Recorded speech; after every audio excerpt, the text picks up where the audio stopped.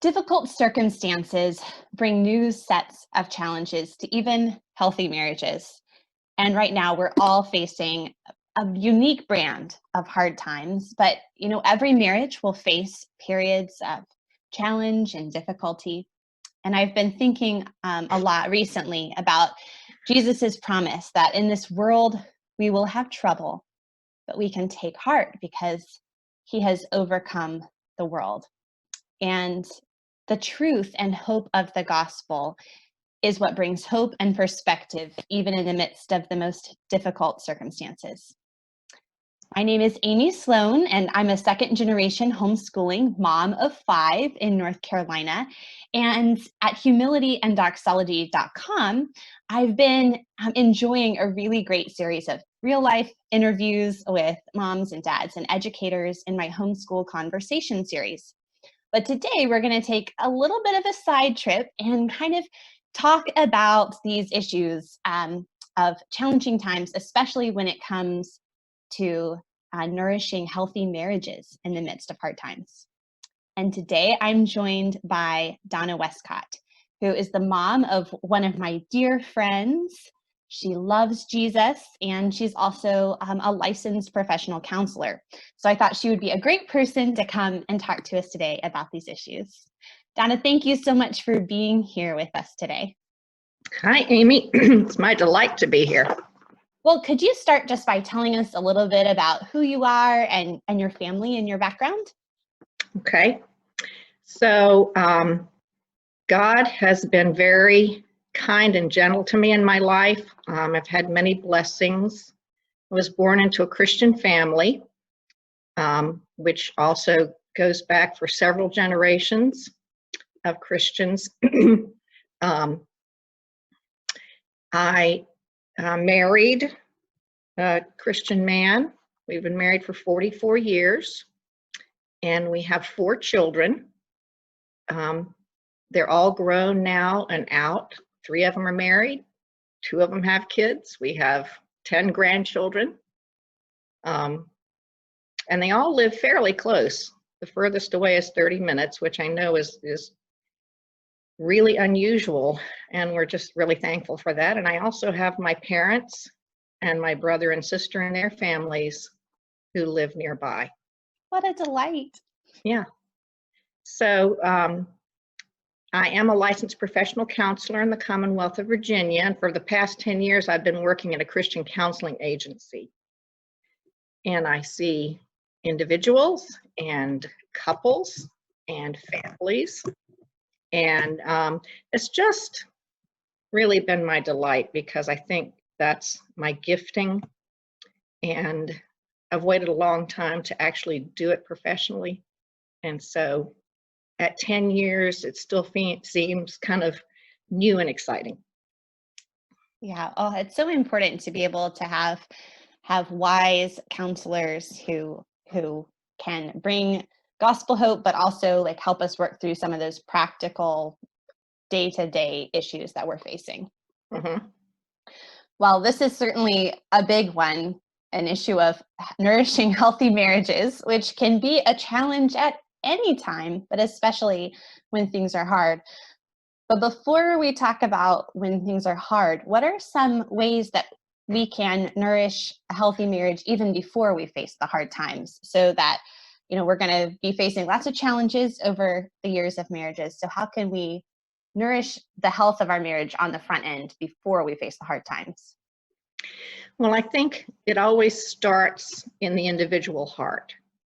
So having that real core of peace that God is in control, He's trustworthy, He's working for my good, He's gonna, even when there are hard times, He's gonna give me strength, and that we have that kind of core, and that our determination is, I'm living for the glory of God, not just for my own happiness, although He certainly brings a lot of that. And so the reason that's so important is because if we don't have that and we don't keep that front and center, we're very tempted to look to our spouse as our savior. And so if I'm not happy, you must be doing something wrong. So I think that is really the central core. And another piece of that is self-awareness, kind of knowing our own emotions, knowing what's driving them, learning how to take responsibility for our emotions. So if I'm unhappy, let me trace that back. Where did that come from? And is there something I need to be taking care of? So that individual responsibility.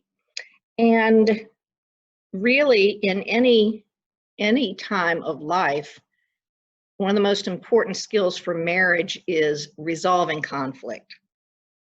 It's not how much conflict you have. You know, some couples are going to be more prone to just that spark ignites very quickly, and others are going to be, you know, have much longer fuses.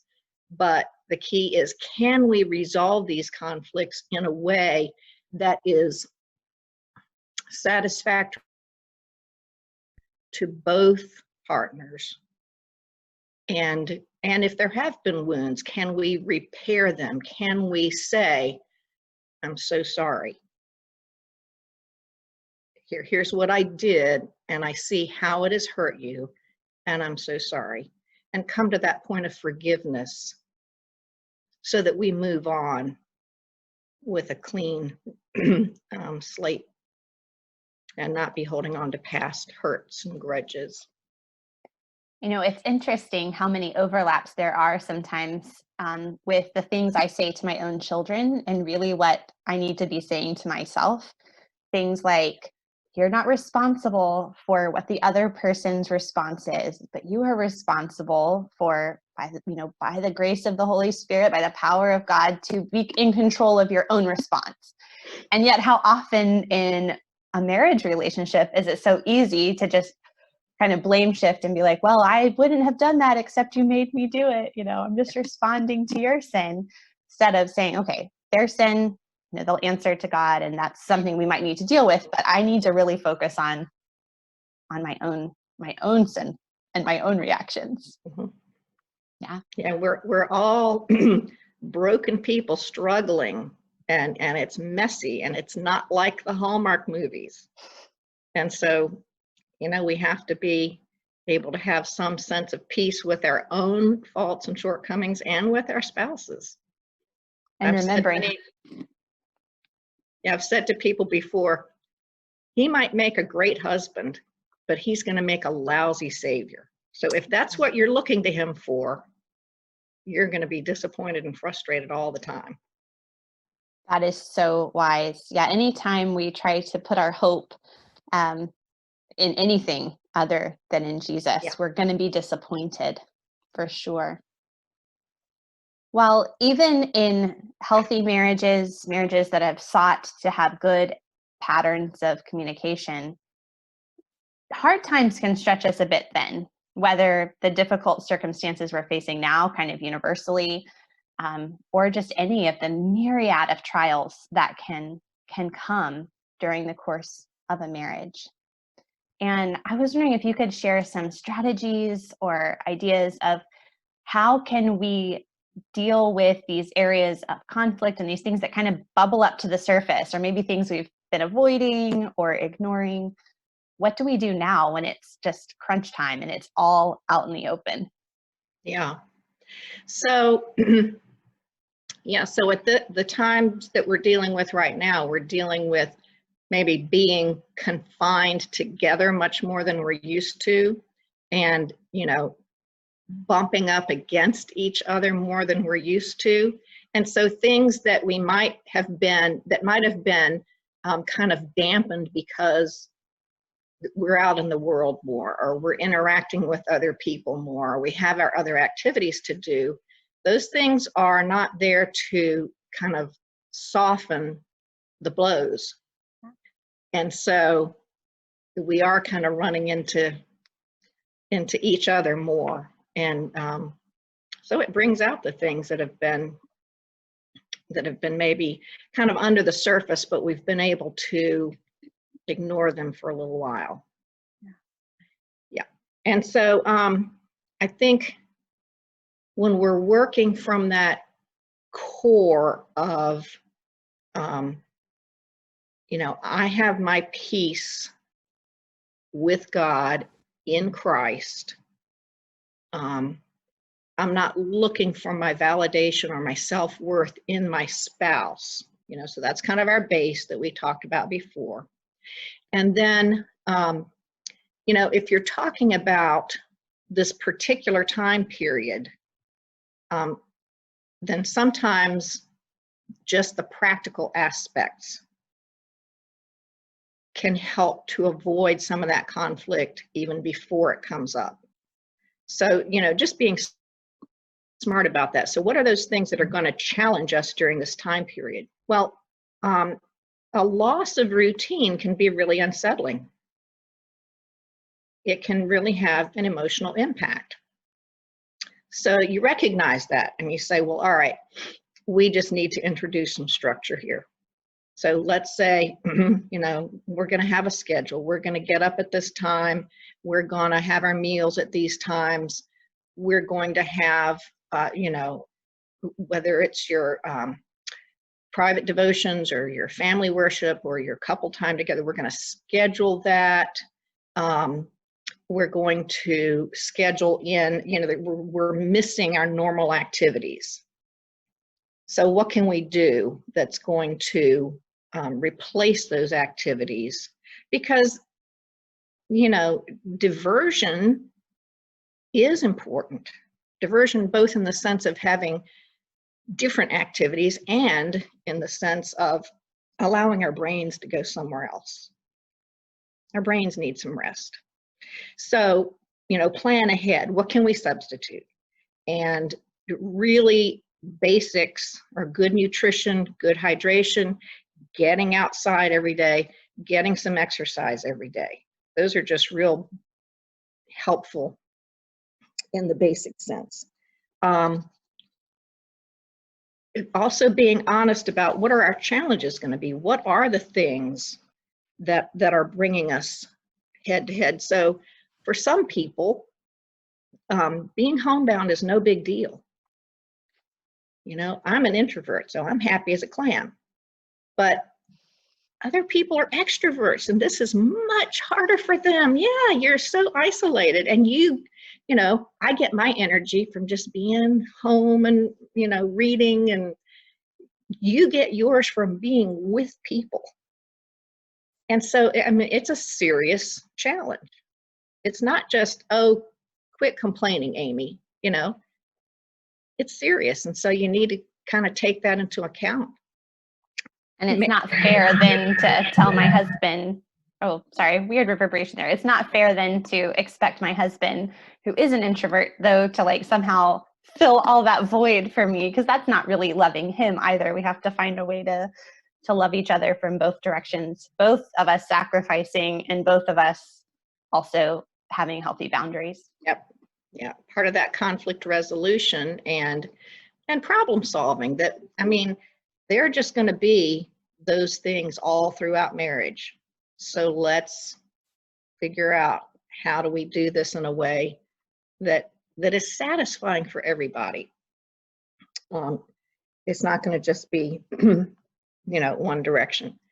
You might want to think about, so when we get out of this time period where our activities are very restricted, what are we going to want to look back and say, well, at least we did this? You might have some goals. A lot of people are doing a lot of cleaning out of houses. You know, that could be one. It could be, well, let's learn something new. It could be, let's don't put this pressure on ourselves. Let's make this a time for just more peace and quiet and relaxing. But just making those decisions helps you feel a little more in control of what's going on. And that structure, you know, can really help too. You know, there's also we have all this guidance about what to do and what not to do. And different people have different comfort levels with the risk. So sometimes, you know, one person really wants to get out and get those groceries, and the other person is feeling very alarmed by that. Oh, we could be bringing in germs. So those are kind of other questions to work on ahead of time. So let's have a plan so that we're preventing some of the arguments that could come up. So much of just being proactive, and it's just thinking ahead and communicating. Sometimes I think if we had talked about this ahead of time, we probably wouldn't have had the conflict after the fact, but it's, you know, it's easier to see that on the flip side, but just to get more and more in the habit of talking before the conflict starts. Talking during the calm times usually works out much better. Yes, definitely. So again, kind of like with children, it's a lot easier to deal with those issues when everyone's happy and getting along, instead of when everyone's freaking out and fighting with each other. Yeah. Well, sometimes there are even more serious issues, you know, not just kind of getting on each other's nerves or having some flare up conflicts, but some real serious issues that can arise, especially during times of stress. And what should we be thinking about when it comes to those issues? So there are some statistics showing that there's an increase in domestic violence. We can just imagine that if families are isolated together and there has already been high conflict or domestic violence or child abuse, that those are going to be more volatile and more dangerous situations. And so, you know, this is not really, those things are hard enough to take on in good times, but particularly in this time of increased stress, that's not something that you want to try to tackle. Or for instance, if there's addiction, if there's alcoholism, those things are just a little too big to try to tackle by yourself anyway. Yeah. So I think that the focus really has to be on safety. And so it's really important that you have some, here again, being proactive and have some things lined up. So knowing a domestic hotline number, or, you know, knowing that you can call 911. Another thing that's making this trickier is that some of the resources are reduced or strained because of staffing, because of financing, because of, you know, the distancing. We're not going to pack as many people into this shelter. So I would really strongly suggest, if anyone has a sense that I'm just feeling a little unsafe here, I just feels like things maybe are getting a little more intense, reach out to a friend where you can say, look, could I count on you day or night? Just show up and you would take me in. So having something set up that is really your safety net like that. And then having, you know, some money if you can, some credit cards if you can, important papers, some changes of clothing. You know, if there are children involved, you might need to prep them a little bit.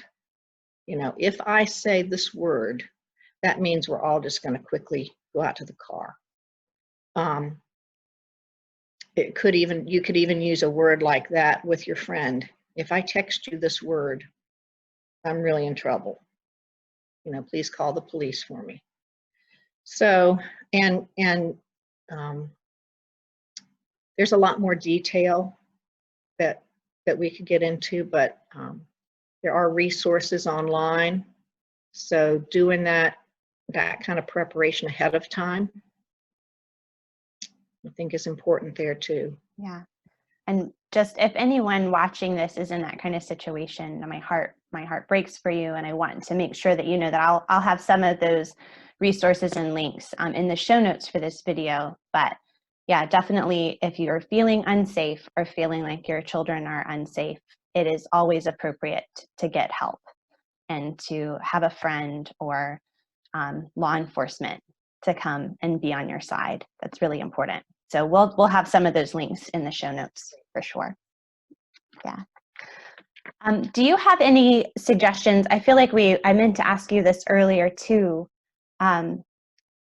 just for maybe not that extreme form, the most extreme of abuse or those things, but when you can't put off dealing with that conflict, you can't put off maybe a big issue. I think you had some really wise advice that you were going to share about how to discuss an issue without talking over top of each other.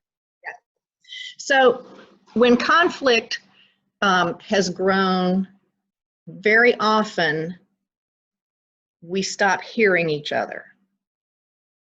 And we're very caught up in our own view of the problem. And you find what you're looking for. So if you're looking for ammo, you're going to find it. And you're going to find complaints against your spouse. And you're going to have, your ammo all lined up behind your wall. And so what happens there is that we lose sight of each other as being three-dimensional people. And we just become these two cardboard cutouts, my position, your position. And so what we really need to do is to be able to hear each other and to be able to understand each other. But what happens is as soon as I start to say, I'm upset about this, then you're coming back with, yeah, but you did this. Well, yeah, but you did this. How do we break that cycle? And so in simple terms, the answer is you need to take turns. It reminds me of that book, Everything I Needed to Know I Learned in Kindergarten, although I think really I learned it at home. But anyway, and so it's a set of communication skills where one person is the speaker, the initiator. One person brings up a problem. I want to discuss this problem.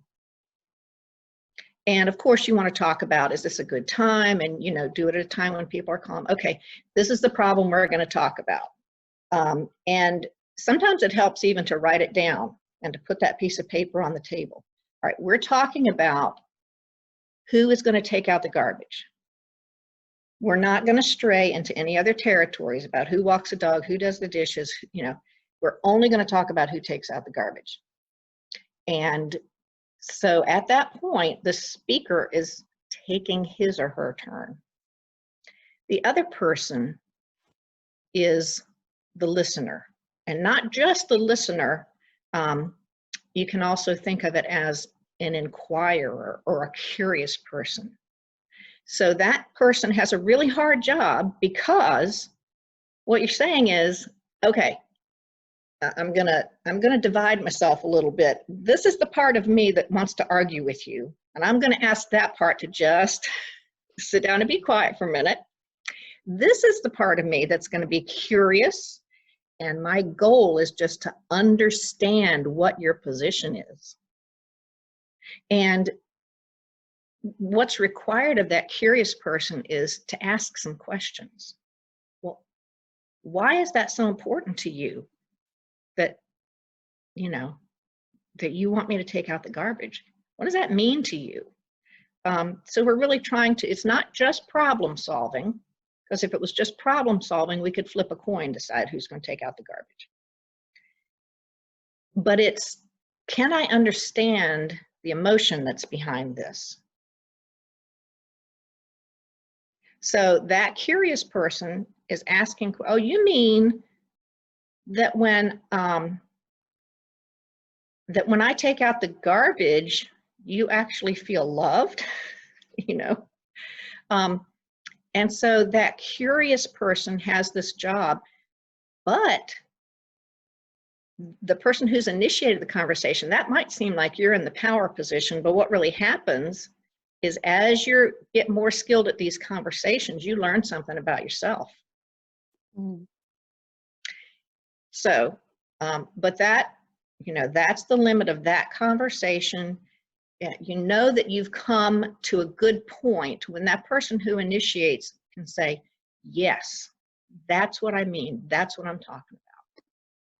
So the goal in that conversation isn't even necessary. Well, it's not for one person to win the argument or to win their position. The goal of the conversation is to clearly communicate and clearly be heard and be able to articulate back what the other person really is trying to say, like kind of what's not just the surface level, but what's in the kind of heart part of that conversation. So it's really about understanding the other person, not winning an argument. And even when you understand, that doesn't necessarily mean, oh, I agree with everything you're saying. Right. You're just saying, okay, I get it, I understand.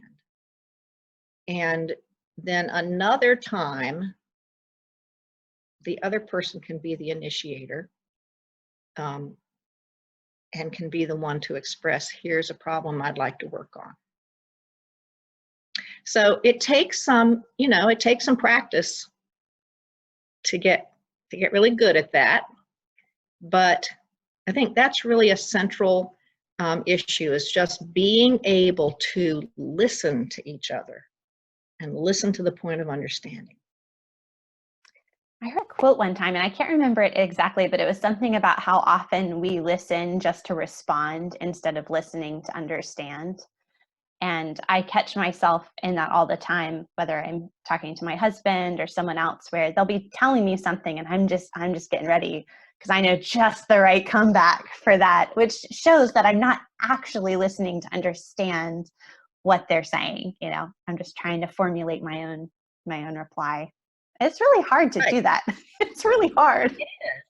It requires a lot of humility and openness. And wouldn't that help us so much, whether it's religious differences or political differences or cultural differences, to just be willing to understand somebody else's position without our snappy comebacks. And when someone feels heard and really understood or seen, I think that opens up our hearts more to be willing to listen to the other person's perspective as well. So yeah, that's really important. And that in itself is soothing. Those words that you use, to be heard, to be understood, to be seen. Okay, you're seeing me for who I am. That's very soothing and very satisfying. Yeah. And it really helps with connection. Well, here at Humility and Doxology, one of the most important things I love to communicate is that our identity is based upon a life we did not we did not live and a death we did not die. And so just here, kind of in summation, what does the gospel have to do with our marriage relationship, nourishing healthy marital bonds and dealing with conflict?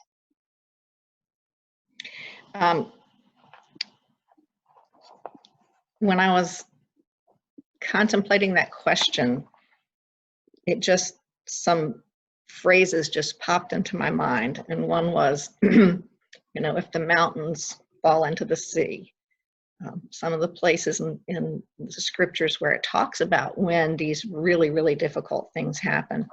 And I think some verses that kind of epitomize that are from Habakkuk 3, where it says, though the fig tree should not blossom, nor fruit be on the vines, the produce of the olive fail, and the fields yield no food, the flock be cut off from the fold, and there be no herd in the stalls, yet I will rejoice in the Lord.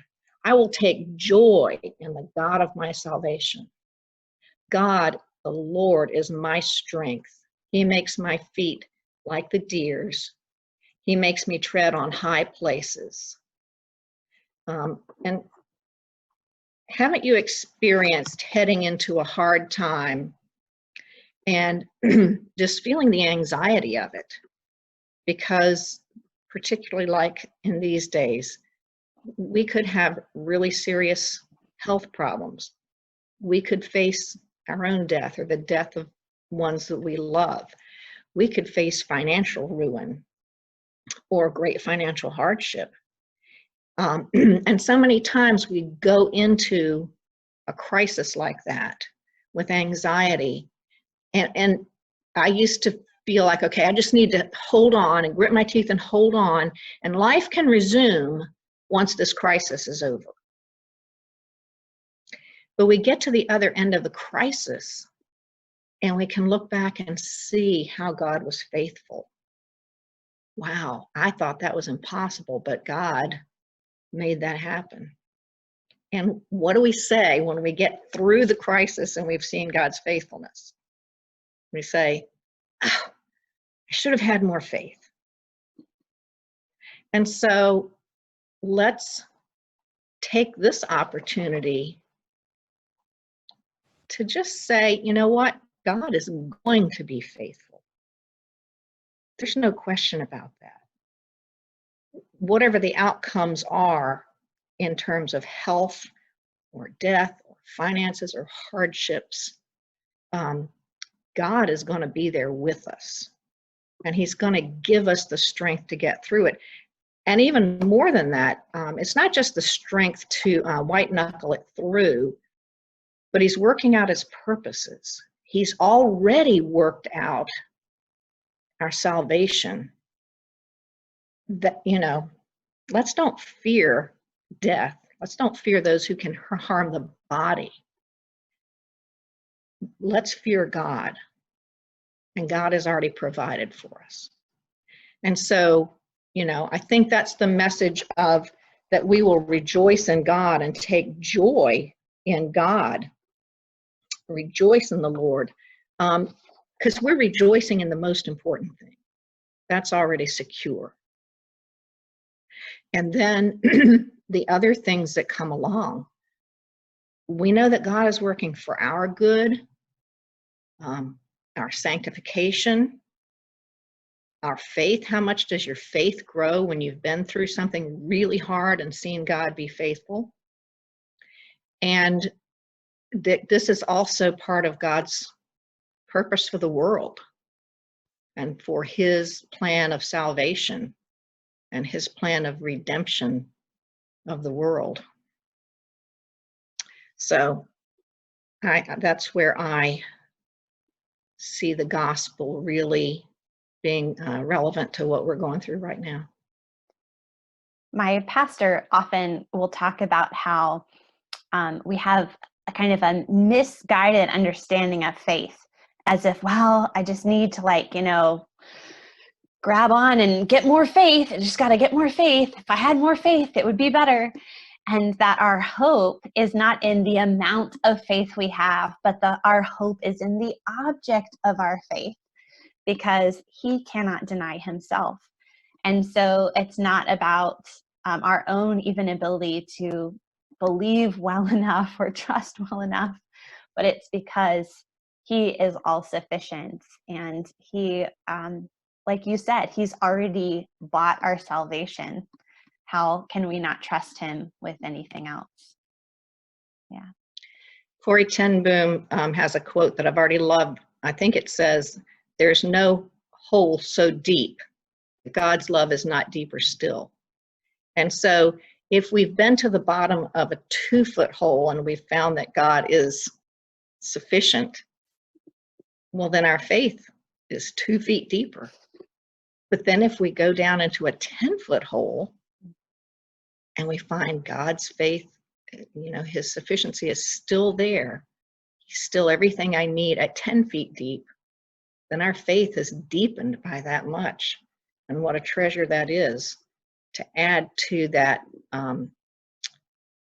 just that foundation of security that, yeah, I'm in God's hands. Yeah, Psalm 139 You know, if I ascend to heaven, you are there. If I go in the depths of Sheol, you're there. I love that psalm, and such an encouraging reminder, exactly like what you were quoting from Corrie ten Boom. Thank you so much for coming and sharing your perspective and your wisdom with us today. I really appreciate it. This has been on my heart. I know that this is a challenging time for many people, and it's important to remind each other of what is true, and to bring gospel hope in the midst of it. And we've got to keep preaching the gospel to ourselves, right? Even though we know it, we've got to keep reminding ourselves about it. Do you have a website for your counseling services, or a way for people to find you online? I do. Our company has a website. The agency that I work for is Christian Counseling Associates, and the website is Christian Counselors, the number 4, VA.org. Okay, great. And there you'll see all of the people that we have on staff and all the specialties that they cover, and we're all doing telecounseling now. So we're limited to the state of Virginia because of our license, but we're still very available.